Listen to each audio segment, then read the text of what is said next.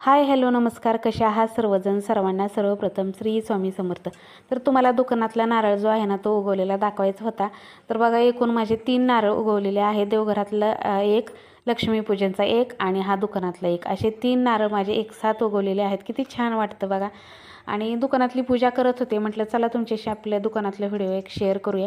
खूप दिवस झालं दुकान शेअर केलं नव्हतं आणि बरेच माझे जुने सबस्क्रायबर आहेत, त्यांना माहिती आहे माझं किराणा दुकान आहे. मी घर बघत बघत घरामधलेच किराणा दुकान चालवत असते. सकाळी सकाळीच किराणा दुकानाची पूजा वगैरे करून घेत असते. काटेची पूजा. किराणा दुकानामध्ये आपलं 2 फोटो आहेत, कुलदेवीचा एक आणि माता लक्ष्मीचा एक, आणि मंगल कलश ठेवलेला असतो. तर ती एक पूजा करून घेऊया म्हटलं, कारण रोज सकाळी माझं आंघोळ झाली की दुकान उघडते आणि पहिली पूजा करत असते दुकानातली. सकाळी हे दुकान उघडतात पण पूजा माझ्याकडे असते, कारण ह्यांना स्वामींची पूजा करून त्यांना लवकर जायचं असतं.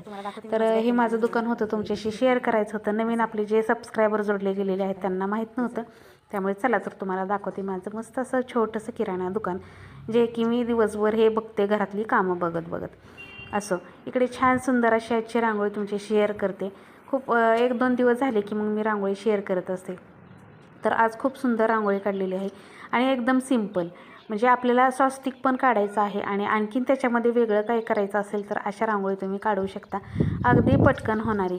तर इकडे सुंदर असं स्वस्तिक काढून घेतलं आणि स्वस्तिक कशा पद्धतीनं काढलेलं आहे बघू शकता.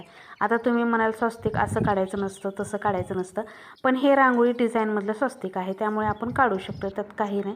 जर आपल्याला उंबऱ्यावरती किंवा आपल्याला देवघरासमोर स्वस्तिक काढायचा असेल ना, तर तो स्वस्तिक आहे ना व्यवस्थित असा काढायचा असतो, म्हणजे प्रॉपर काढायचा असतो, जसं स्वस्तिक काढतो तसं.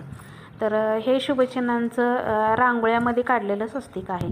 तर अशा पद्धतीने छान अशी स्वस्तिकची रांगोळी काढून घेतली आणि त्याच्यामध्ये लाल पिवळा कलर भरला. एवढी उठून दिसत होती नाही रांगोळी, खूपच छान दिसत होती.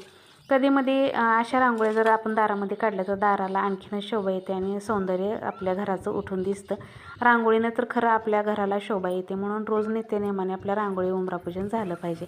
छान सुंदर अशी रांगोळी काढून झाली. त्याचबरोबर मस्त असे गोपद्म काढले आणि बघू शकता आपल्याला पडदा तर काय सांगू ताई नो, पडद्याचा इतका विषय वेगळा झाला आहे. पडदा जो आहे ना त्याचे खिळे खराब झालेले आहेत, त्यामुळे पडदाच तिथे लागत नाही. मी सकाळी लावला की संध्याकाळ दुपारी वाऱ्यानं पडदा पडून जातो, त्यामुळे पडदा कसा लावावाच कळना झाले. त्यानंतर सुंदर अशी देवपूजा करून घेतली. बागेतली होती नव्हती तेवढी फुलं सगळी तोडून आणली आणि आजची सुंदर अशी देवपूजा.